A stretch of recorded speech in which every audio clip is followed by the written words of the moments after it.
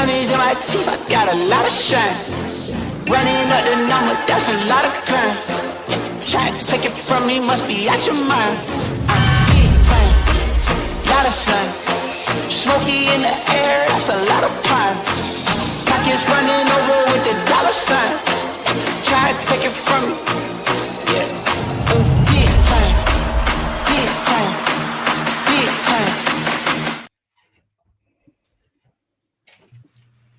Welcome to episode 418 of Fourth and Jawn. I'm Gail Saunders, and I'm here with Evan Hollywood Hearn and Mr. Primo and Tim Kincaid in the building. Look at these draft picks in front of us, man. These are some of the prospects, but I'm just saying overall, if you check with the fan base, everybody is ecstatic. I think I wouldn't listen to any pundits out there, national pundits. I don't give a damn about those guys because they don't follow the team that close. But for you guys who've been following us through the draft process, the Senior Bowl, all the nooks and crannies, we've been trying to be on top of everything for you. You guys seen the journey. So to see some of the prospects that we've talked about over the last couple months, and then some of the heartfelt picks like a Jeremiah Trotter Jr. Well, I mean, we'll get to some of these prospects, but overall, the feeling I got it was a great response from a lot of Eagle fans. But the feeling that I was overwhelmed with was it was almost like the perfect draft in a sense where you got players that you wanted, you got some value picks later on day 3, but you also got picks for next year. So Howie has set us up for success. With getting extra picks as well. And then on top of that, just to make even matters worse, he added in a little Mekhi Becton for your swing tackle needs. I mean, he did. There's so much stuff he did. We're not even including the offseason with the free agencies, pickups, but how he pulled off a masterclass, and I'm super excited. What say you, Ev? I am very excited as well. But first things first, I just want to give a little hat tip and a congratulations to you, because I mean this whole draft process. I mean, if anybody has been following the show, a lot of these people in the comments have been fans for years. Gail has nailed a lot of these draft picks the past several years, man. So if you have been paying attention to the show around draft time, if you're curious who the Eagles are interested in, the top 30, the 30 visits are an important thing to watch. But just listen to Gail Saunders, bro. He's usually got this thing on wrap. All right, I'll stop with that. I appreciate it. He got to blow up his head. He definitely deserves it, man. Nah, man, you do. You put in the homework in the off season, and it seems it's working out for you. Anyway, I just want to talk about how we're feeling as Eagles fans, because to be sitting here for the first time drafting 2 DBs since Lito and Sheldon Brown, going out and getting Saquon this offseason, just tying up Devontae Smith and AJ Brown for years to come. Howie Roseman is all in right now, and there is no excuse for anybody that is on this team for us to not achieve everything we want to achieve. This team is built to win right now. We are contenders right now, and I'm just happy to be here, man. This was a win draft for any type of storyline that you wanted. There was people that we were doing our mock drafts and they wanted Quinyon Mitchell. We got Quinyon Mitchell. There was people that wanted Cooper DeJean. You got your Cooper DeJean. People that wanted their Jeremiah Trotter, me included, and wanted to see that story come to fruition. You got to sit around and watch Jeremiah Trotter get drafted way past when a lot of people thought he was going to go on day 3. And Howie Roseman throws a 3rd, 4th, and 5th round pick for next year on top of that for you. That was an absolute masterclass by Howie Roseman, and I'm excited for this season, man. I've already forgotten about the misery they put me through at the end of last season. Yeah, man, it was definitely you guys put in a lot of homework to get to this draft with a lot of the mock drafts, the shows, the names that we've been mentioning, the wants that we all wanted. Me with Edgerrin Cooper, that didn't happen. But I was on the DeJean boat.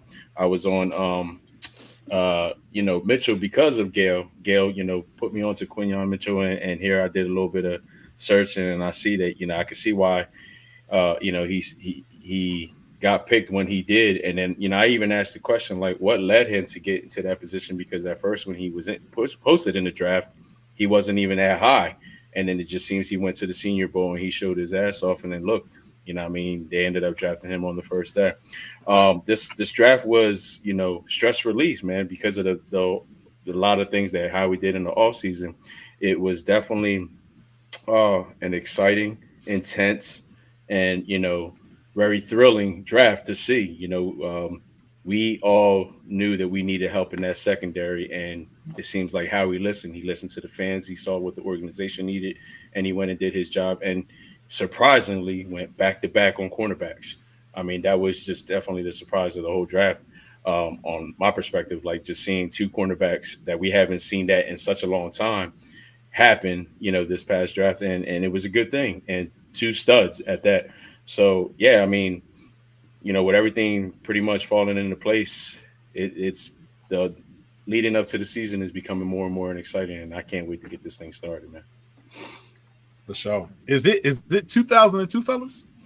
Are we winding back with the we getting DB? back in that DeLorean? Are we getting back in that DeLorean and going back to 2002? I mean, I was a junior in high school then, and that's when we took Lido, and of course went on to Chef. Right? I love Chef. Compliments to the Chef, aka Howie Roseman. You know what I'm saying? Draft picks was dope. The 8 trades, 9. You gonna do me like that? 9 trades into this into the NFL draft, man. And he did an amazing job. And definitely want to say, if the NFL on Twitter gave their flowers to Gail Saunders, everybody got to give their flowers to Gail Saunders, man. Like it was, I woke up, bro. Listen. I woke up and I see my phone, and it was like I had a whole bunch of tags, and I'm like, "What the hell?" Most definitely. I looked at my phone and I'm tagged, and I'm like, "What the hell?" And I look at the NFL, and I'm like, "Oh, we made it." You know what I'm saying? I was like, "Yo, Gail, you did your thing, man. You deserve your flowers, my guy." But Quinyon Mitchell, man, he put in that work down in the Senior Bowl in Mobile, Alabama. So. Kudos to him. And then we got Cooper DeJohn, bro. Oh, I said DeJohn. I'm That's right. I can't wait for training camp, bro. We're gonna figure it out. We're gonna get trained on the names, just like they're gonna get trained up, get up to speed. But dude, I'm pumped for. I don't know about you guys, but sitting around for the draft, it felt like it took forever. And now I feel like the next 4 months, while we wait around for August, I don't know. That's just gonna drag, man. We're gonna be looking for any crumb. I'm telling you, I was shout out to the family. We had a loss in the family, but I was trying to keep on day 3 of the draft. I was trying to keep updated with the draft. It's weird because obviously you're just sitting around for half the time. So I'm like trying to stay. I'm with the fam. Then I'm like, who we pick? With the fam, who we pick? And I was just excited once it was fully done. Made a little video. We want to present to you the 2024 draft class, and this is our squad here. This is our squad. I'm excited for these dudes. It's their time to shine. Shout out to these dudes. My little dudes.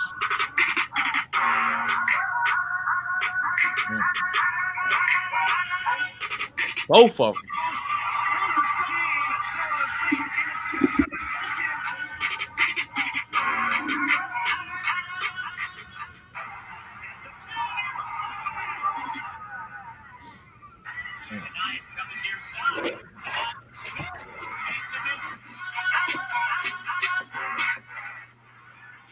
There he is.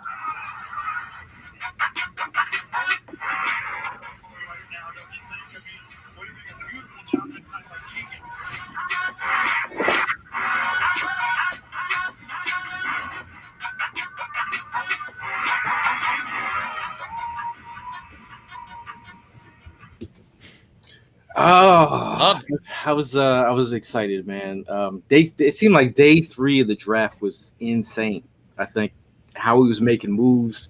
Tim, you were talking about those trades, man. Those trades were bananas. I was just like, how many times is he going to trade? I mean, one, a lot of Eagle fans out there, the Hunt pick, how we traded out and got Hunt. I think some Eagle fans were questioning, like, with other players on the board. I know there was a lot of Peyton Wilson stands in the building. I mean, Jalen Wright was on the board. The Miami Dolphins drafted him with that pick. But what did you guys overall think of the trades?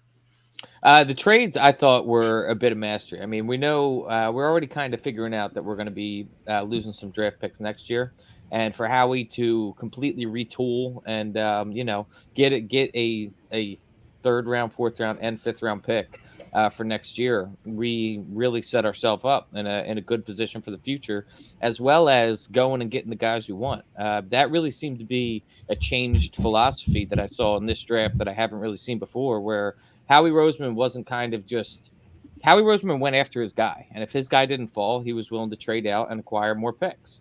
And I loved it. I think that Howie stuck to his board and he garnered assets for years to come, or next year. Yeah, it was definitely hard to keep up with the trades. I mean, you're sitting there, you see him grab the two best cornerbacks. Yeah, they grabs the two best cornerbacks, and then you're sitting there like, okay, you know what I mean? I'm at ease with our picks, and then him trading picks. Like, is this where we're going to stop? Or are we going to go ahead and slow down? But then no, I mean, he just kept on coming right back into the round, and then picking up a good player, and then here he goes and trades another one, or another two, and then it's like, all right, are we going to stop here? Is this where it's going to end? And then no, he finds his way right back into that round again, and then picks up another decent player, and then you're like, oh shit, I mean, this is like Christmas, I mean, we're getting spoiled here. But yeah, I mean, there ain't nothing bad about any of these players that we picked. I mean, I know I said what I said about Trotter. I felt like he could at least stay in college for one more year, play another year. But look, it is what it is. We picked him. He is the son of one of the greatest linebackers we had on the squad. And I hope he plays like his dad or even better. Will we see that as soon as, the season starts or, this first year? I don't know. Time will tell. But, just the fact that we ended up grabbing him when we did and where we did is just like amazing. Like just the fact that we were still able to go ahead and pull that off. So, seeing Charter's name come across the phone screen, I'm like, oh shit. And I think the first person I texted was Evan because, that was his guy. I was like, yo, It actually happened. It's still like, it's still amazing to see, man. Like, I'm glad this shit played out perfect. And with all the mock drafts that we've been putting together, we've been averaging out a B+ grade. And I think we ended up scoring an A, in general on this draft that, how we ended up putting together. Just now we got a couple of these. Time. Oh, this guy. Just in time, baby. Just in time. So I got the original Jawn, right? But I will say this. We got some studs in this draft. The trades were perfect. We got more ammunition for 25. So I'm happy. Go ahead. I didn't mean to cut you off. Yeah. No, I was just gonna go over some of these trades. If you wanna, I'll read off the first trade, and then we'll follow suit. The second round trade, the Eagles and Commanders. The Eagles traded numbers 50, 53, and 161 picks to the Commander for the numbers 40, 78, and 152 picks. At number 40, the Eagles selected Iowa cornerback Cooper DeJean with the and then with the 50th pick, the Commanders picked Mike Sanderstill. How about you, Ev? The third round trade. The second round trade, you mean? This trade here. Oh, I'm sorry about that. The slow ass reader. I didn't know where it started, man. Come on. You start me in the middle of a fucking thing. That thing is long as hell. The Eagles I got it. You want me to get it? I'll take it. 86 and 123 for the Eagles' 78th pick. At number 78, Houston selected safety Kalen Bullock from USC. The Eagles subsequently traded the 86th pick to the 49ers. This is where all the screwery started. I got one more for you.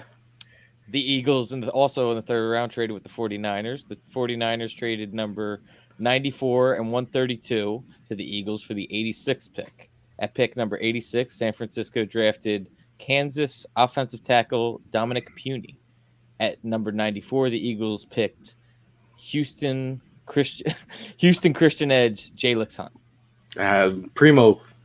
Yeah. On the fourth trade, Popcorn Primo. The Dolphins and Eagles. The Dolphins traded a 2025 third-round pick to the Eagles for the 120th pick.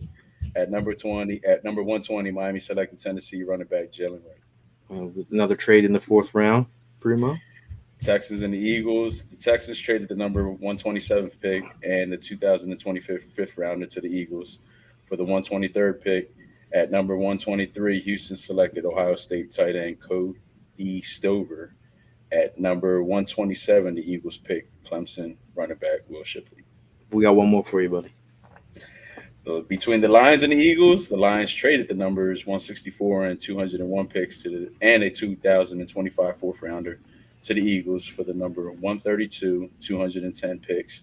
At number 132, the Lions selected Utah safety running back Sion Baki. Okay. Kincaid.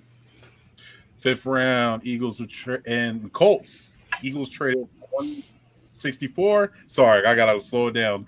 201 pick. Slowing it down. 155th pick and a 55th Philadelphia Eagles select Jeremiah Trier at the number 64. Indiana picks up Jalen. And for one more for you. All right, Eagles and Jets. Jets trade the number 185 and 190 pick for the Eagles 171 pick. At 71, the New York Jets select Florida State quarterback Jordan Travis. I mean that's a tongue twister in itself, but that segment was brought to you by Hooked on Phonics. Yeah, there were a lot of trades. Works for me. No, but listen, when Washington was sitting at number 40, I'm not gonna lie, man. I'm sitting there and I'm like pacing back and forth, like I'm not trying to see DeJean get picked up by somebody in our division. I'm like, damn. And then shockingly, the trade came in, and I was like, no way. Like, no fucking way. Hey, quick question, though. Quick question to you. So, on all of us, right? Is it a coincidence every time that we get the player that we want, it's always trading with a divisional rival? DeVonta Smith? I hadn't even really noticed. I hadn't thought about it. You see that? Smith, I was like, yo, is it because everybody fucks with Howie? I do think that maybe it's not every time. Maybe it's just situational because I think Howie is just active during the draft period. Because I mean, Jalen Carter, that was what the Bears that we traded with there, and I forget who we traded with for Jordan Davis. Who did we go up and get? I don't remember. Do we trade with Jordan Davis? I don't remember. Somebody in the comments will remember. I'm not sure. But anybody, Ivan brings up, anybody happen to hear that call with Jalix Hunt and Howie Roseman? Oh, Big Pimpin'. Yeah. Pretty awesome. That was wild. Man, I mean, I just felt like I was also the call with Jeremiah Trotter Jr. It seemed like Lurie was super emotional about that. I think, very nostalgic about his father being there. And then I know his mother had passed from cancer, but just I think they're in tune with that family. Just to think that he's a legend in the Eagles community, and the fact that we got his son. I mean, obviously we talked about him over ad nauseum a little bit about like a lot of Eagle fans were high on Jeremiah Trotter in the second round. They were like drafting the second round. People kept asking like, how do you feel about Jeremiah early in the second round? I was like, nah. I mean, if I can get him later, this is exactly where I wanted him. Like, if he can get that role early on with special teams and work his way in, we're talking about if he can be the next Edwards, so be it. Like that's undersized linebacker. I mean, he shows a lot of heart, but at the end of the day, he's got to stay healthy. He's got to stay not banged up, not shot fire to the Kobe, but it just is what it is. You got to, as an undersized linebacker, you got to stay on the field to make it work. But yeah. So, how are we feeling as far as going into the draft? I feel like the positions in need: DB, wide receiver, offensive line. As we sit here post draft after the UDFAs, after getting Mekhi Becton, what position do you guys still worry about the most? Is it that linebacker? Position the most. Man, I'm still like, I'm not like how some people are like, was dead set on getting Steen's replacement. I mean, he hasn't even got a shot to really take over that position. And again, we're not privy to the meetings and what they've told him and how it's set up. But the Mekhi Becton pickup to me was phenomenal. If you're not getting a swing tackle or developmental early, bro, if Mekhi Becton, go back. I was watching cut-ups of, obviously he's been injured here and there, which is why he's been out there. Mm-hmm. But if you go watch his tape against the Eagles last year, Hassan Reddick, Brandon Graham, Milton Williams, he was throwing those guys around. And I was actually shocked. This is the guy that we just picked up from the Jets, right? Mekhi Becton, yeah. He's got some heavy hands, but that was the biggest move that the only knock on him is his injuries. That's the only knock on him. And then also, and what I heard though, they want to train him they want to put him at guard too. At 6'7" guard though, I've never heard of a 6'7" guard. So I guess jack of all trades, right? That's a big ass body. Yeah. I mean, they mentioned that they're quick to go ahead and throw him into Stoutland University. So I mean, like, true. I mean, from the Jets input on it. From the Jets' perspective, I think they drafted Fuaga. Was it first? Mm-hmm. And so them going and getting the tackle with Becton that has been going through injuries, I think it's very possible that they just wanted to move on and didn't want that pressure from Mekhi Becton to be placed onto Fuaga. And so I think it's very possible that we could find a little diamond out here in free agency if he's able to stay healthy. I think that is a low key like amazing move because I'm just like we were all talking about Fred Johnson being that guy, but just projecting him there. But I think this guy he can. I really believe Stoutland can make him some money. Yeah. You know what I mean? Like, obviously, we won a Super Bowl with the backup tackle, swing tackle. These guys are important. But like, let's go through some of these guys. Obviously, first round pick. I think the way that the first round was really just, I was just saying pre-draft first round. I was saying that I felt like the draft was going to fall to us. The way that it was set up with the QBs going and the offensive tackles going, and then the Randall sprinkling in of Bo Nix and fucking the Falcons and Penix. I didn't expect Penix going that early, so that just added two more spots to move down. And that was like, the Broncos, really? You're going to stay at 12 and pick Nix? Like, you couldn't have moved back and got Nix somewhere else? I mean, a little bit further down. To me, I was like, I don't know what y'all doing, but I mess with it. So then the fact that we got Quinyon at 22. So I feel like at 22 that is the first corner off the board, man. Insane. And I completely agree with you. I mean, the fact that I think the draft falling to us I don't think it could have fallen better to us with Quinyon Mitchell falling all the way to 22. We were sitting here thinking that we would have to move up to 12 in order to go get him. And hats off to Howie Roseman for putting in his research and figuring out, which direction these other GMs are gonna go. Because if he was able to foresee him falling, that dude's got a freaking crystal ball, man. That's insane. Now it's going to be the talk of time, Arnold versus Mitchell versus Arnold, and where they were selected. Obviously, only time will tell. But again, Mitchell did everything in the offseason for him to like have his stock soar. Now, again, you see how many Senior Bowl prospects got drafted this year. It goes up and up. More and more players are going to the Senior Bowls for their stock purposes. Yep. Was it like 120 or something like that, Gail? It was in the hundreds, yeah. Yeah. So I just thinking that like he did everything he needed to do to make his stock rise. Yep. And he passed the flying colors. Proof in the pudding. He definitely put in that work to go ahead and rise his stock. So I mean, like, it just goes to show. And then to get picked at 22 in first round says a lot, man. So I mean, I think he really set the tone for a lot of these young players that are coming up into college or maybe in their freshman, sophomore year, knowing that, I mean, when it's time, get ready for that Senior Bowl.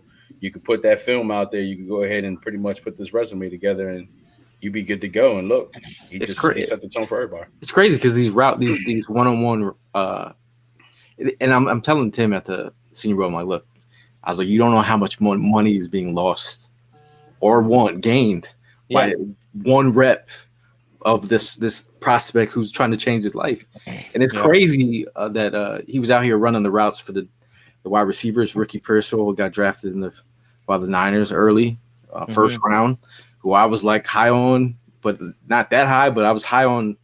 He was locking him down. So I just think that nugget that came out during the draft where Nick Saban was like, Quinyon, this is for all the Mitch Quinyon haters out there. Nick Saban on the live cast was saying that Quinyon Mitchell was their number one prospect. They wanted to get him. They wanted to get him in the portal. Yeah. The fact that he didn't cheat, he didn't choose Alabama. Choose the money instead of he chose to stay loyal to Toledo, yeah. And I think one of the best things that, like, we talk about how this draft fell to us. I actually love the fact that we had our choice between the corners. I love that we had both Arnold and Mitchell had fallen to us, and it's not like we were sitting here and we had to take the sloppy seconds of somebody else. For once, we finally got to be like, okay, who's our guy? We got two options here, and we went and got the guy that we feel has the more upside. And I think it was the right decision. I mean, between Quinyon Mitchell and DeJean last year, I don't think either of them let up a touchdown. Yeah. I mean, this is the thing though about this speaks a lot of volume about Quinyon as a person to stay in the MAC, and stay committed and play, you know what I mean? And then goes down to the Senior Bowl, did his thing. It just shows a type of integrity that everything that this guy has. His first interview, who you want to pick off? Who's the first quarterback you want to pick off? Jalen Hurts. You know what I mean? Iron sharpens iron. That's the type of cat that we need in Philadelphia. We don't need the easygoing rider type of cat. We need that. That's exactly what we need. Quinyon Mitchell. And I actually couldn't believe. I know that it's stupid, but all the people on draft night that were upset with his reaction to getting drafted. I'm not sure if you guys saw the video of him with Jamie. That was awesome. I love that. He was falling into the crowd doing his first Eagles chant. He looked hyped, man. So. I love it. Yeah, it was a good moment. Overall, it was just a really great moment. But I think moving along to the second pick in the draft, I think for me, everybody pre-draft had asked me like, oh, where do you have Cooper DeJean? And I was like, see, I'm a little bit more hesitant as I seen him more of like as a safety, and like I still believe that the way he was deployed. In zone, they played a lot of cover 3. Iowa, like the way that he reacted, I liked him in space. But I felt like, he came in as a safety who moved to cornerback. But like as a safety now, in a versatile piece, this was like the perfect pick in the second round. Like for me, I was like, I went to bed thinking, if Howie moves up and gets Cooper DeJean, like. Howie's really cooking with gas. Yeah. We were sitting here, we had tossed around the idea of Justin Simmons, all that. We got a guy that we think is, can definitely fill that spot for years to come on a rookie deal with youth. It was really the perfect scenario. And like you said, his versatility. I mean, we went from having Britton Covey be a specialist, and the only thing that he realistically did was return punts on this team. And now, just after this draft weekend alone, we have several guys that are really, really good return specialists that can compete for that. And so, Covey's days are limited. Bro, they got. I would start writing books, man. Get into the family business, start writing books. Hey, look, I mean, all I can say is the lights turned on this pick, man. When this pick was announced, I was like, oh shit, like it's really going down. Yeah, seeing the film, the way he tracks that ball while he's playing defense, he's spot on. It's something we need, and this kid looks like he's going to go ahead and fill in that gap real good. You line him up with CJJ, there's damage to be done, man. It looks like a lot of these quarterbacks might get shut down, going against them this year. So we're going to see. And I know that we already passed by Mitchell. Sorry to cut you off, Tim. But the thought, think about Darius Slay has had to kind of put the secondary on his back a little bit with having to be CB1 on this team. Realistically, if things go the way we want them to go, Darius Slay is CB2 on this team. And Quinyon Mitchell slides into that spot. I'm just saying it takes pressure. It takes pressure off of everybody. No, I wouldn't say right away. I wouldn't say. I'm saying eventually. Yeah. I mean, like actually, it was funny because I had a tweet I always put out. I was like, "This is pre-draft. I never put it out. It was in my drafts." I said, "What?" It was like, "What better way to like pair up?" Because I'm trying to figure out the right catchy thing to tweet above the video. I was like, "What better way to team up?" Quinyon with his mentor in Darius Slay, and then the fact that happened, that's bananas. Like he gets to like sit here and and Eagle fans are like, oh, he's good. Like there'll be always that random one Eagle fan that just takes it over. And he's like, they're like, he's gonna take your position. He's like, no, that's what his job is to do. Like I'm gonna make sure when my time is done. This is captain speak. That's how captains work. They say when I'm leaving, he's got to take over, so I have to get him ready. So that's awesome. That's awesome. So you guys want to? Are you guys? I mean, I just want to talk about his special team ability. Cooper DeJean, man, he's had some. When he's not returning back interceptions, he's returning back punts for touchdowns. So I think he has a dynamic to our defense on special teams as a versatile piece. Do you feel more comfortable with him on tight ends than some other random guys that we brought off the street and the Justin Evans of the world? And I think he's got a lot of upside. Early I just love the prediction. versatility. I love the versatility with it because you can plug and play him anywhere. So this is what we need. And hey, I hate to say it, Blankenship, you've been put on notice. I think you might. Depth is good. Depth is good. Depth is great. Depth is great. I don't know. Sidney Brown's still on the mend. We need all the depth we can get. Yeah. But looking at the secondary right now, early prediction for you guys and everybody in the comments of who leads this defense in interceptions this year.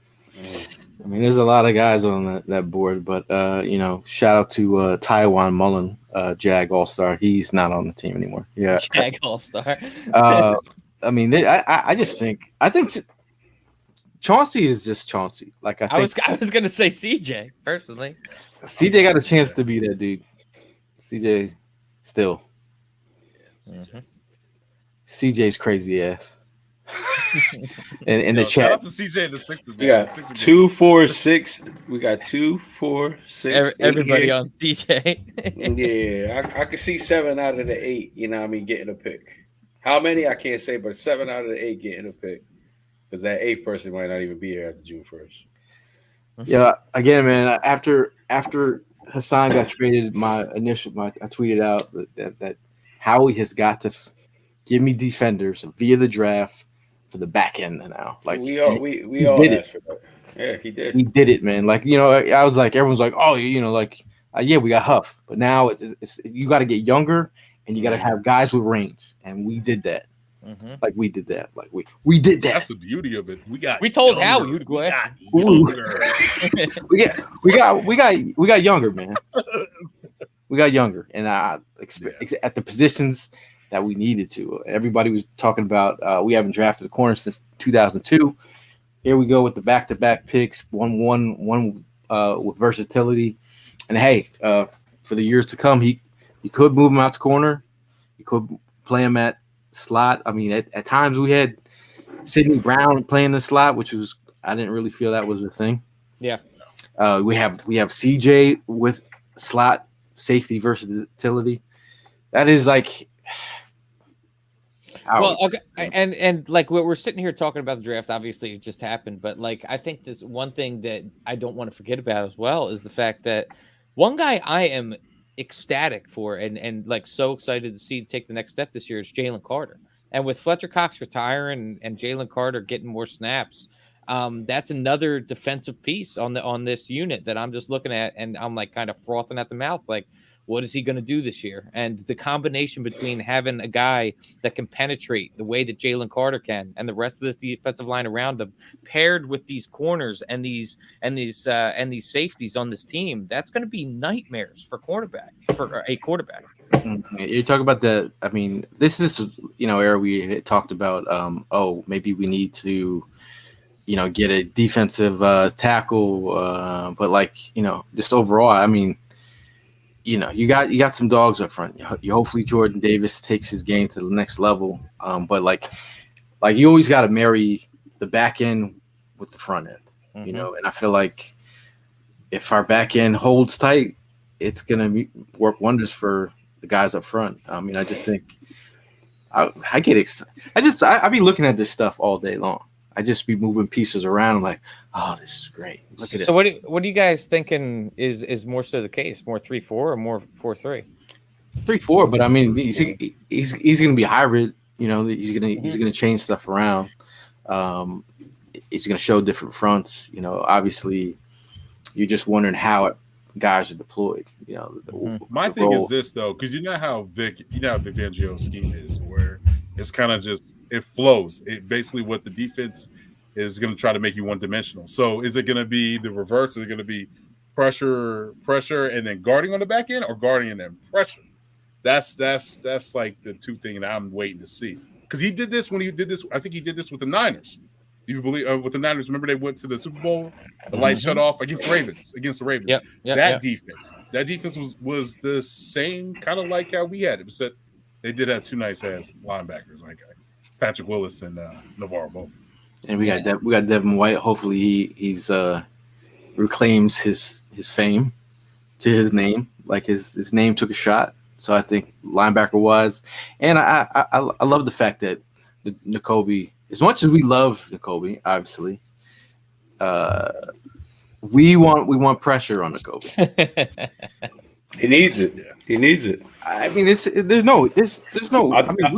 You think that all played a part on the decision of not going after Edgerrin Cooper? I mean, because I felt like, I thought there was going to be a move on that kid, and just they stayed put. They decided to go a different route, but I mean, I think Howie just wanted to reminisce in 2002, like Tim had said at the beginning of the show. Like, I think that cornerback has been like something that we've been putting band-aids on for some time now, and we think that we're good, and then someone goes down and gets injured. I think Howie just wanted to absolutely shore up the back end of that defense. And right. I mean, I think we're looking pretty deep right now in the secondary. Well, after last season, I can guarantee you Howie he's like, I cannot go out there with that kind of secondary, guys running around confused. and just even getting Fangio and like, but I also, I put this on Howie. You put those coordinators, first-time coordinators with a Super Bowl caliber roster. Like that's shame on you guys. I mean, you guys didn't put the players in a position to succeed like they should. Yeah, that Brian Johnson thing will go down in infamy, man. It was malpractice. I'm sorry. I really want to know exactly what happened. Like not like I want to exactly. Yeah. Like when I see maybe we might get a documentary, and then also the whole bringing in Matt Patricia as like a backup defensive coordinator at the beginning of the season, and then deploying him that way. Like the whole thing was just weird last year. Especially with his relationship with Slay. That's weird. That's weird. What I do like is to see the change. And I think it will open up his eyes because we, as Eagle fans, been going through torture when it comes to that secondary. From the Bradley Fletchers to the Kerry Williams to Brandon Boykin. Brandon Boykin actually turned out was okay. He was drafted with us. Yeah, Absamoah, like we went through a change Maxwell. where we hit. Oh my God! Don't even talk about Maxwell. I knew this is when I knew Maxwell was going to work out. When he came in there with the whole Kelly, he came out there with the Eagles outfit with no lineup. I said he ain't going to work out. I said, yeah, I knew it. Yeah. I knew it. Yeah, I mean, we got everyone's just giving Zach Vaughn some love in there. I mean, I think he's got that Van Ginkel versatility. I like to see what he brings to the table too. There's just a lot of guys in here to compete. Talking about the edge guy. I mean, Hunt is a guy that it's interesting because I was like, all right. Like first, I was like, after the first two the first two picks, you could do anything with the third one. Yeah, it would make. I mean, like, but Hunt is a guy he's very raw. So I feel like you're talking about a converted safety at Cornell who ends up transferring to Houston Christian. He's got the size, and what you like, he's got the length. And prior to the day 2 of the draft, I mentioned Lance Zierlein picked us to draft Hunt in his mock draft. And if you go see all the damn prospects who's on him early, and he said that we were going to draft him, and we did. So the fact that I say more football guys are in on Hunt, and NFL media who didn't know much about him, they felt a certain way. But there was the Athletic. Shout out to Bruce Feldman. He does like this thing every year. He asked like all these defensive coaches about like. These are NFL coaches, and he picks out certain players who are kind of like, intriguing. So if I can get to it, he had a quote about Jalen Hunt. Talk amongst yourselves as I find this. I mean, Howie really seemed to be. He did the deep dive on this one. Houston Christian, to be honest with you, prior to Jalen Hunt, I never even heard of that university.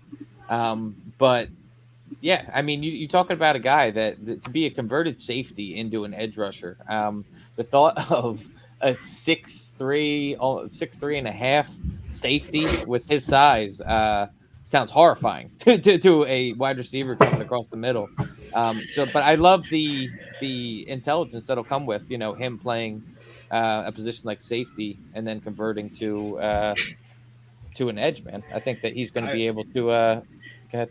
I got it now. I think this is a lot of versatility. I think versatility on this defense, just throwing things at the offense that they haven't seen before. This was pretty cool. So this is what the defensive. This is an NFL coach. He's the NFL D-line coach.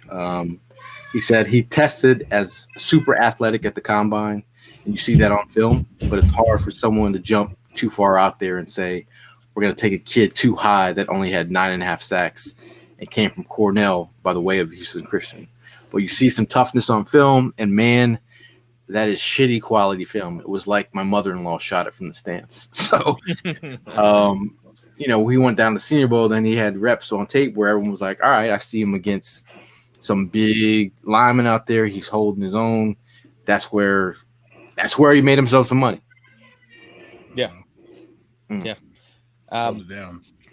I mean, do you guys at all? You look at where he came from, where he was playing ball at, and you look at his stats. And I think if you look at the stats, it's nothing that jumps off the page at you. But do you think that Senior Bowl, I mean, was really the thing that vaulted him up to being drafted in the third round? I always looked at it as players such as himself coming from schools like this. These are the ones that are like. The quiet, how like they say the quietest ones is always the dangerous ones. This is what I feel about guys coming out of schools like this, man. I think I think they're the ones that are really going to go ahead and make the noise when it comes to playing in the NFL, man. Like, so I mean, it was a shocking pick. I mean, I'm gonna take that back. It really wasn't shocking. It was like this is just a style that Howie likes to do. But I've never even heard of this school, never even heard of Houston Christian. So I was like, okay. But again, it's just like these are those random schools that when you go pick a big, massive guy like this, it's like, okay, these are the ones that do, the most hurt when it comes to playing time. So I'm gonna see what this kid is all about. Yes, I saw him down at the Senior Bowl, and I said, who's the dude from Boise State? And then I'm like, no, that's not Boise State. I'm like, we look at the helmet. That's right. That's exactly what I was about to say. That's the colors. That's like, the first thing I would have thought. Well, because when you're at the Senior Bowl, you get to see their helmets, but then sometimes the same helmet they'll have it'll be like the same guy from the same school, but they'll have a different color helmet.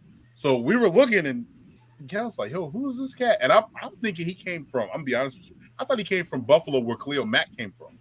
That's where I thought he came from. So when I seen it, and then to piggyback off what Prime is saying, if you think about it, these small schooler guys that coming into the draft, they put up work. You got guys like what's the wide receiver? The wide receiver put the Triple Crown. Can't think of his name right now. From the Rams. I know. T.O. went to what? Middle Tennessee, right? Exactly. Yeah, you got Wolf. I mean, like you got a lot of guys in there that come out of these small schools and they put in the work. Mm-hmm. Yeah. Run with the fact. Fun fact: Patriots Bailey Zappi, quarterback, is also from Houston Christian. There's a Bailey Zappi hive in New England. Well, I mean, there's no longer a Mac Jones hive. Huh? That's for sure. Yeah. I will say that I'm not sure if you guys saw the video that Drake May's brothers did for his. That was hilarious. That was pretty funny. I'm not gonna lie. That's funny. That's funny. Moving right along. Interesting pick. Let's see. Which one was first? Yeah, this is the fourth round. Will Shipley, running back from Clemson. And a lot of people I think some people were shocked by this move. Or then again, I'm telling you, the whole. I'm not going to say it. I'm just saying Will Shipley. If you go watch his tape, he flashed, bro. But a lot of there was people that were like, word. Saying the same stuff about Cooper DeJean. Is that what you're getting at? Yeah. I'm guilty. I'm guilty. That's what I'm saying. Like, I'm guilty. But, like, so many people don't actually watch some of these players, and they'd be like, and the other people keep on saying, "Oh, he's Cooper DeJean's the first white cornerback since Seahorn, and his teammate got drafted last year. Like, he's on the Broncos, bro. It's been the talk all week, especially like at my. But we're not saying that. What we're saying is we aren't, but we are. We aren't, but we are. Yeah, right. No, right. What we're saying is though, when is the last time you seen a white corner hold it down? It's not even that. When's the last time you seen a white guy, a white corner, and then a white running back get picked right after that? He's like, you kept the lights on. You kept the lights on through the draft. I'm like, all right. That's all. Yo, put him in the bathroom. Bro, I mean, but if I'm being honest, like, you start looking at these day 3 picks, you look at their traits, and you think about who was on our team. I'm just saying. I just want to mention, honestly, all jokes aside, I honestly had that conversation inside of my HR office with my HR rep about Will Shipley. About the draft. We picked back-to-back white guys. I talked about it in HR. I was already sitting in HR talking about it, so I'm just putting that out there. Look, I'm telling you, like, just look at the prospect, look at their traits, and you start looking at guys on our team, and you're like, what position is he gunning for? Or in terms of which position is he going for? We're talking about Kenny Gainwell spot. Mm-hmm. We're talking about a guy, and also with the kick return rules, his last return was a 60-yard return in the bowl game. He's got kick return ability. He's got a third down ability out the backfield. So I feel Will Shipley is. This is putting Gainwell on notice. Now, if we're not going to give Gainwell another contract, Eagles got to re-up. So this is they're taking a stab at it. I only have one gripe. I have one gripe against Will Shipley. He puts the ball on the carpet too often. That's it. He's a good running back. I think he can even line up in the slot a little bit. catch the defense off balance, but he does put the ball on the carpet a little bit too much. I think he can fix it. I know if he can fix it. So that was the only thing I had. How many fumbles did he have?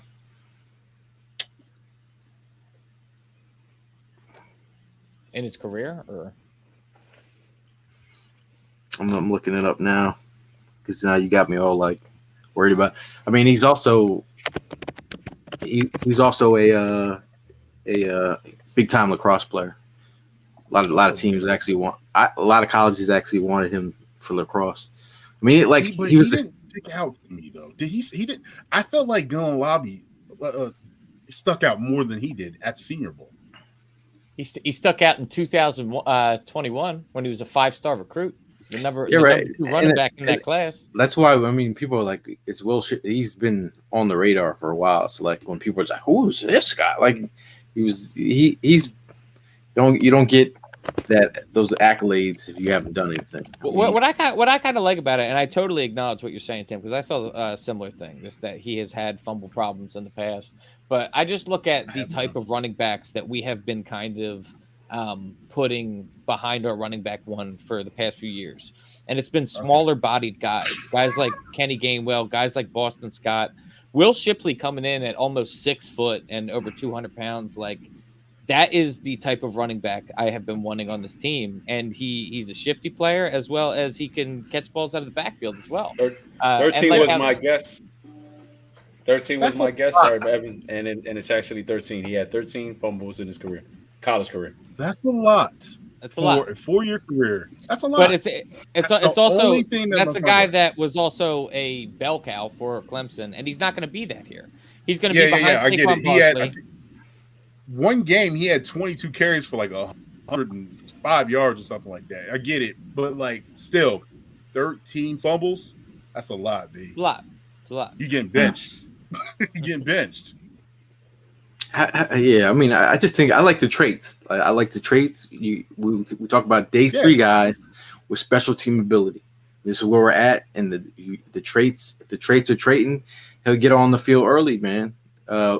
We played a 5th round Gainwell his rookie year. I mean, if he can succeed in that type of role, and again, when you got Saquon Barkley here, we're just trying to add. Could he be a 2-down, 2-minute back? So 13 fumbles, but only 4 out of the 13 were losses. The other 9 were recovered by him or one of his teammates. There you go. Okay. All right. You're gonna That's very, very good intel. It's very good intel. And 4.45 speed. He's not slow, dude. Yeah, not at all. Now it's funny that Cowboy fans were like, "Oh, yeah." I think it was one Cowboy fan. I'm not gonna say his name. He's like, "Oh man, Will Shipley's like the next Christian McCaffrey. We drafted him." Eagle fans gonna be like, "Oh, we got the next Christian McCaffrey. He's trash." Like, all right, word. So like 6 months ago, he was dope, Christian McCaffrey. All right, whatever. I mean, a lot of people low key were high on. They were just saying that all this running back talk, Will Shipley doesn't get any pub over the draft season. But following up that, the Eagles come back and draft Ainias Smith, which again is how he was picking a lot of these players with 30 visits, and which is crazy because like I always like, hey, the visits mean something, but how he took it literally in half these players, more than half of these players got visits. We got a jack of all trades. He's also this. I just talked about traits. I talked about people on this team. He's a punt returner, kick returner. He can line up in the backfield. He's a slot receiver, 69% of his time in slot. He's a guy who he'll take a jet screen or a quick screen, stuff Quez couldn't do. Put his foot in the ground and go.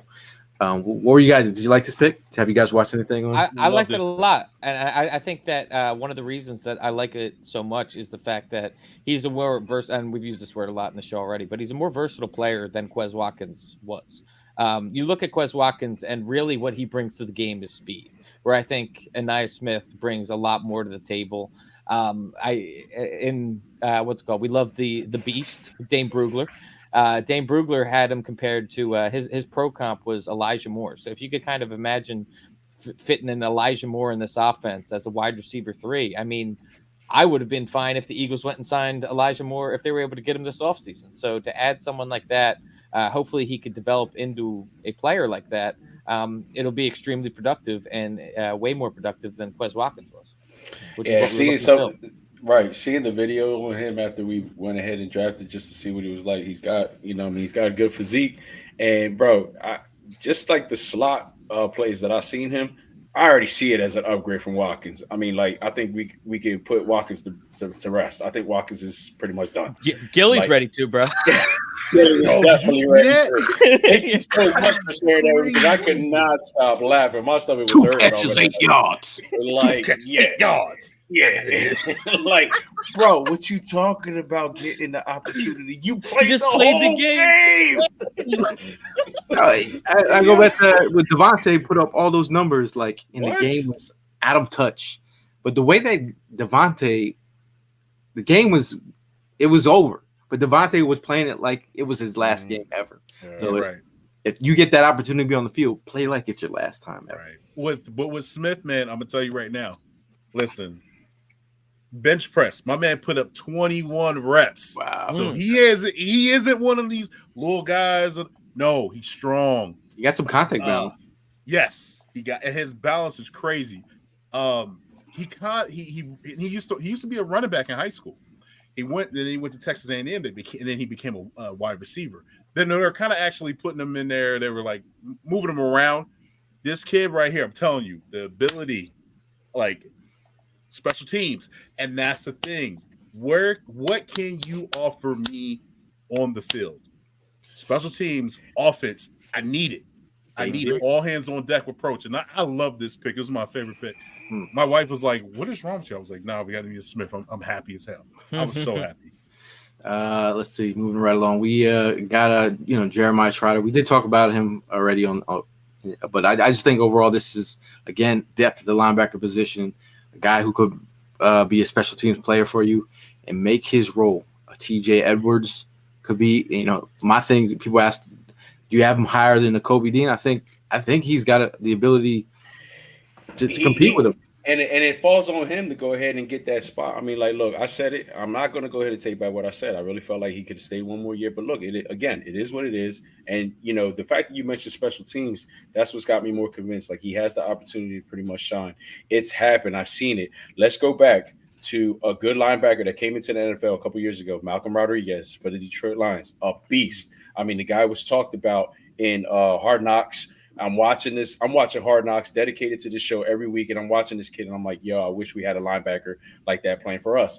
And look, just the very next year, they brought in 2 studs that they drafted, and they ended up going over Malcolm because of what? Special teams, how they shined on special teams. Now Malcolm became the 3rd linebacker. For 1 year, you were the 1st linebacker. Now you move down to the 3rd linebacker on the depth chart. So, I mean, it's a possibility. It could happen. So, again, it all depends on how hungry he is, the mentality. If he has his dad's mentality coming into this organization and into this league, it could happen, man. And I think special teams is where it starts for him. I'm going to talk out of both sides of my mouth on this one. I absolutely loved the Jeremiah Trotter pick, but I can already foresee the expectations being a little bit too high. I think that there's a reason that Jeremiah Trotter dropped in this draft as much as he did. And I think that once, he starts to show the signs of being the 155th pick overall, and he has those growing pains, I think there's going to be people that are hard on him early. And just because they're gonna say that, oh, he's not his dad, blah blah blah. I think it's important to remember that he was taken late in this draft and he still has to develop. With the way that our linebackers are set up right now, he kind of is being thrust into a position where he could be seeing a lot of playing time. But with that being said, I'm hoping that the dream scenario is that he ends up becoming a star, just like his father, and then it's all rainbows and butterflies. But for a 5th round pick to do that, it's a hard thing to do in the NFL. So let's hope for the best. Shoot for a TJ Edwards role. Yeah. I mean, this is the thing though. Like, you want to say you want to shoot for TJ Edwards. He also has the upside of having his dad in his ear too. His dad's gonna pump him up. He's gonna be getting coaching pointers and stuff like that. So and I can't even watch that video, bro. I couldn't. I can't wait to see Here, Trot down in during like training camp or something like that. I'm sure he'll be making an appearance down at NovaCare if his son's down there. Yeah, it's gonna be good to see. Then he's got to make his name in space. So I'm not sure. Is he on the same level as Kobe? Because Kobe, he's got to show me he can play in space as well. So again, thank God we got Devin White here. No, absolutely right. And that, I am sure that I'm being optimistic. I'm being biased because I'm an Eagles fan, but there's a lot of people that were down on Devin White as he was leaving Tampa Bay. I honestly think that with all of the pieces that we have around him, that can take some pressure off. That he can go back to his Pro Bowl ways. Moving right along, Trevor Keegan, offensive guard. We actually drafted Trevor Keegan in one of our mocks. We were on the Zach Zinter train for a little bit, but Trevor Keegan, his teammate, also captain of this Michigan team. Talk about a Michigan offensive line. 2 years in a row, they won the best offensive line as a unit. 2 years in a row, they have that award trophy sitting in their locker room. Trevor Keegan, he's a guy. He did his presser right after the draft with a Deshaun Jackson jersey on. I like his energy. Like if you've seen the program, he's got the paint on his eyes and stuff. He's got warrior. Yeah, he's got the demeanor you like, and again, the lunch pail. I think he's going to be one of Stoutland's favorite projects to work on. Trevor Keegan will be. I don't think he has all the traits, but I think for the traits that is missing, I think the heart and his demeanor, because a lot of his interviews were super impressive. Michigan has this series called, it's what's the saying? Those who stay will be champions. And it talks about the culture that they built in that locker room, about the guys not wanting to leave. There's a lot of the players on that roster that could have hit the draft last year, but they chose to come back to win a championship. And that's what a lot of them did. And he was one of the leaders of the group. So I felt like he brings that to the table. So I think he's going to be good for the locker room too. Primo. I was on mute. Sorry. Good fact here. As I'm just trying to think about, I had to go back to Trotter, and this is in defense of Evan, because this was his guy. But fifth round picks that have made the Hall of Fame: Kevin Green, Zach Thomas. So it is possible. You know what I mean? Like, just because they're coming out of the fifth round, there's linebackers that have come out and they've shone, and those are two studs right there. So. You can find a star anywhere, man. Brady went 199. They're all over the place. TJ Edwards wasn't even drafted. I hate to say that piece of shit is San Fran right now, being the last draft in the NFL. Yeah. Look at what he's doing. Like, piece of shit. Oh, you're getting me in trouble. Why are you gonna say that? But I don't hold my tongue, bro. On Trevor Keegan. I think that he's got a few things going for him, and a lot. One of them is aesthetic. Just looking at him, the dude has the look. I'm loving just the size. The helmet? No, I'm talking about the tats. He's built, bro. He looks like a fucking beast.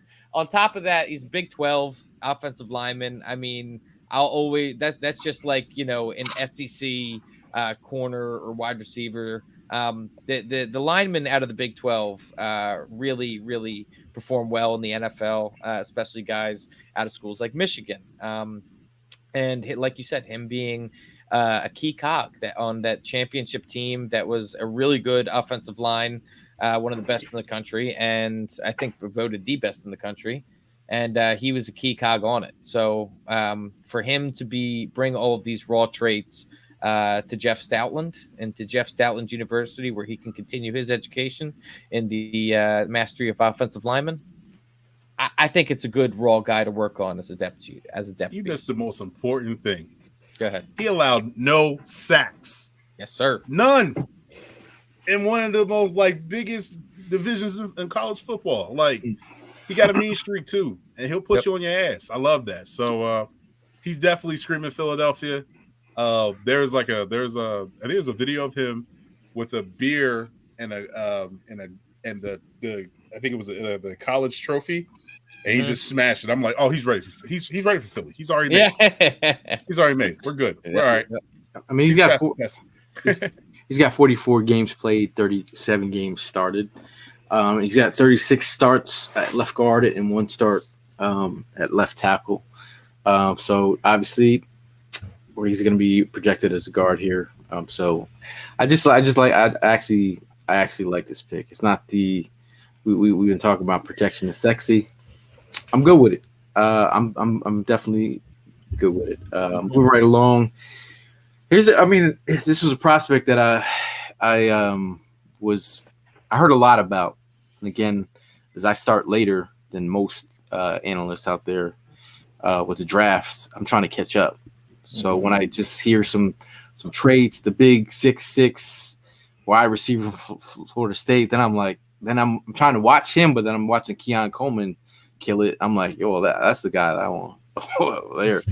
So we get to the Senior Bowl, and he had a rocky start, and his body language was speaking like, I'm not gonna, because I'm just saying what my head was saying when I was watching. I was like, well, where's the confidence? You're 6'6". You're out here, like, I want to see. But as the day went, all the practices went on, I think he did flash here and there. He's got the sweet feet for that size, but I think if you're thinking, if we come from the world of Harold Carmichael's out here, the guys that flourish at that size, I just want to see him be more aggressive. But if you want to find a role down by the goal line, if you want to put him at tight end, because that was the whole thing. Like, hey, we're going to put him at tight end at the Senior Bowl, kind of work him in.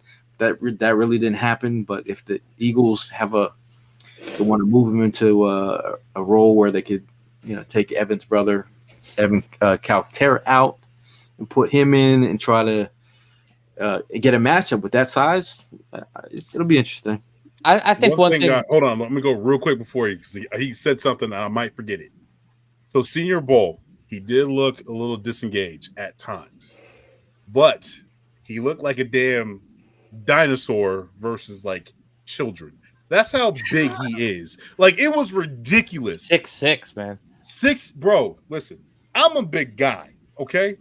But when I seen him, I said, damn, are you sure he's not a tight end? And the biggest thing that they keep on saying about him, the Eagles, and from the inside sources, from my sources are saying, they do not want to put him at the tight end position because they feel like he has a wide receiver frame and the body. And he's going to be a little bit of a project, and they're going to work with him. The only thing that I was told was they might be a little bit concerned about his confidence around others that are great. They hope they can bring that out of him. That's what I was told. I think just looking at the raw stats of Johnny Wilson, one thing that kind of jumped off the page to me is his big playability. I mean, you look back in 2022, 43 receptions for just under 900 yards, but he was averaging 20.9 yards a reception over an entire season. So to be averaging 21 yards per catch is pretty crazy. But the one thing that you got to keep in mind, I mean, throughout his entire career, he only had 102 receptions and 15 drops. So the drop rate seems to be a thing here. Something to keep an eye on. But big playability is there.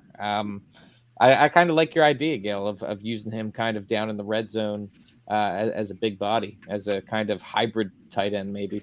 You talk about Julio Jones, that slot play that they pulled out down by the goal line. Yeah. That's exactly what I'm talking about. That's right. I'd give him, but again, he's definitely a project. And his vertical is crazy too. He jumps like it's unreal, bro. Like it's ridiculous. 30. Just throw the ball up. Just throw a ball and he'll just catch a lob. Yeah. Could he be Harold Carmichael 2.0? Interesting. He puts the work in, yes. Puts the work in. And the last dude on the list here, Dylan McMahon. Again, we're talking about a guard with center versatility. I think he'll be a play center here with the Eagles. I think a depth piece that can compete.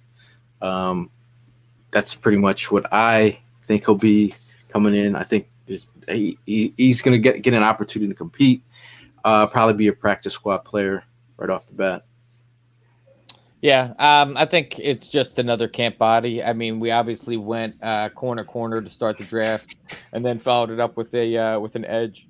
So we went defensive heavy at the top end of the draft. I think Howie's thought process was to grab quantity of guards and offensive linemen later for Jeff Stoutland to work with, and whoever ends up showing the most promise gets to keep their job. That's kind of the philosophy I see Howie Roseman going with, and I like what we did with the corners, and that's just kind of the bullet you would have to bite with the offensive line. So I'm happy with it. Yeah, I mean, it's all about the opportunity. 6th round pick. One of our best centers came from the 6th round, so like can't sleep on it. You know what I mean? So like it pretty much all falls on him at the end of the day. It's how much work the kid puts in. Dylan McMahon's picture sticks out among everybody else's on here. I will say that. Yes, it does. He looks like he needs to be on the video of Michael Jackson. Doesn't matter if it's black or white. Now the Eagles also brought in some undrafted free agents. You know, we've hit big. I don't say hit big. We brought T.J. Edwards. We've had Reed Blankenship. To name a couple of them. We had Britton Covey. So, talking about this class, Gabe Hall, who's at the Senior Bowl, defensive tackle from Baylor. We have Gottlieb. Go and get it. No. Go and get it. You got it. Ayedze, offensive guard from Maryland. Kendall Milton, running back from Georgia. You want your power back. This is a power back option. We got Anim Dankwa. That sounds like a version of weed. You got the Dankwa, but he's the big prospect. I feel like Stoutland would want to get his hands on and see what 6'8". they get. He could be a potential prospect. Like I'm not gonna say he's gonna be the next Mulata. I'm just saying he's gonna be a prospect that we'll see what we get out of him. Again, McClellan Castles from Tennessee, tight end. And then we have Andre Sam, a safety from LSU. I don't know how he wasn't drafted. Yeah, I like Andre Sam, but how was he not drafted, bro? That's a ball hawk and an hard hitter right there. I think he ends up getting swept off of our practice squad. I think he ends up. I think that we end up maybe keeping him, but I don't see any way that we're going to be able to add him to the 53 just with all the other DBs that we have. This is somebody that is not afraid to stick his face in the fan. Mm-hmm. This kid hits. Andre Sands, man. Please. Maybe if Sidney Brown starts the year on the IR, I could say it. I can see that. Oh man, Sidney Brown. I mean, we got a lot of nice. Oh, Boston Scott just signed with the Rams. Dang. Oh, did he? Oh, wow. 1-year deal. I was wondering because his social media was kind of depressing as of late. I kept seeing him like type stuff out, and I was just like, "Is he good, man?" Because I know he plays video games in the offseason, but I just felt like there was something. I'm glad he signed. Yeah, I'm glad he signed. But any last words on the prospect? I mean, the draft class. I mean, no, all around it was a good draft. Again, nice, relaxing, and no stress. So Howie did his thing. He impressed us once again. So I'm in cahoots to Howie for putting a good game plan together. I just think we got the young guns on the back end. I love it. I think he took some darts and threw them at some of the traits that he got some potential special teams players on the back end as well. I think overall, I just love the first two picks. Mm-hmm. I mean, I just love the first two picks. I think he knocked it out the box with that pick, and I think other than that, after the draft, I'm ready to take a vacation. So I mean, if you're ready to take a vacation, you're gonna want to book a trip to Philly Sports Trips to Brazil. It's gonna be a phenomenal trip. A couple days in Rio, a couple days in Sao Paulo. That's the first glimpse you're gonna be able to see Quinyon and the Gene and who's some running back we got, Saquon. You're gonna have to be in Brazil to see it. I mean, you can't watch it on TV, but I'm saying it'll be nicer to see it in person. I'm still the flight is, you know, it might be a longer flight than I'm used to, but I think you'll be okay. Are you going solo? Brutal. Those are brutal. Bring the lady. We're gonna ball out. That's gonna be nice. I got some intel who's gonna be sitting in between you and the lady. Aaron? Hollis ain't going either. He's not going? I don't think Hollis is. He told me he wasn't going. So it'll be interesting, man. So I mean, I know we got this We're Eagles podcast. The Sixers are on. That's why we started half hour early. You know, shout out to all the Sixers fans in the chat. You want to give us a Sixers take and then a they ain't shit coming from me. I mean, yeah, there's a lot of Sixers negativity going on right now. I've been negative myself, but it's one of those things that like I'm not stopping until the fat lady sings, man. I'm gonna hold out hope until it's all zeros across the board tonight. Evan, go Sixers. Yeah. 6 and 7. Let's make it happen. Hold your phone. It's my last word, not Prime's last word. Anyway, in Eagles news, I also want to just give. We talked about how he killed it in the draft. The final tally has been set for the Carson Wentz trade. And this is just glorious. I mean, after the toilet that Carson Wentz went down with his career, Howie Roseman was able to net A.J. Brown, Devontae Smith, Jalen Carter, and Cooper DeJean for Carson Wentz. That's my GM. That's my GM right there. That's what's up. That's a mic drop. Last word, guy. That is a mic drop. That is like a mic drop. Shout out to you. Shout out to our guy, our new number 11, AJ Brown, for signing that contract and for letting people know that he wants to retire in the Eagles green. So Sixers, just get Tobias Harris off my damn squad and give me KD or somebody that can score. I hope it's not the end of the NBA era, man. I'm sad. How about Mark Coles for the creativity? He tried. Last word, Primo. Yeah, I'm out on the Sixers. I'm gonna keep it real. I've been out all season. I'm out on. They can't. The more I see Tobias Harris, the more I'm out. Okay. Like, I'm walking away. Like I just don't get it. He can't play a playoff game for shit. And it's sad, man. It really is sad to watch. But look, if there's anything that I wish, I really hope they turn around and they win the next 3 and win this series, so that way we could disrespect the shit out of these New York fans the way they disrespected us a couple days ago.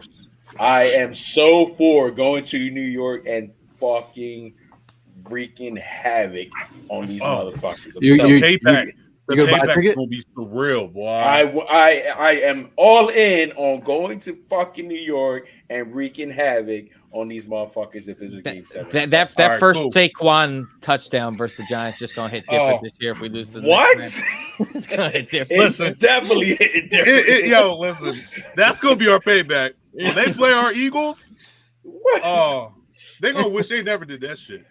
Might even take it out on the Mets too. The Mets fans better watch out. Oh yeah, Mets too. Everybody getting it. I don't know what's going on in the Sixers. They just started. I got it on recording. I'm recording. So I figured I'd put my Sixers hat on, but it's been a rough ride this season. I once MB went down, I was protecting my heart. So I felt like I needed to. It's going to be the same thing. I had talks with Ev. He's like, "You don't watch this game?" I'm like, "Nah, not this game, but the two weeks ago."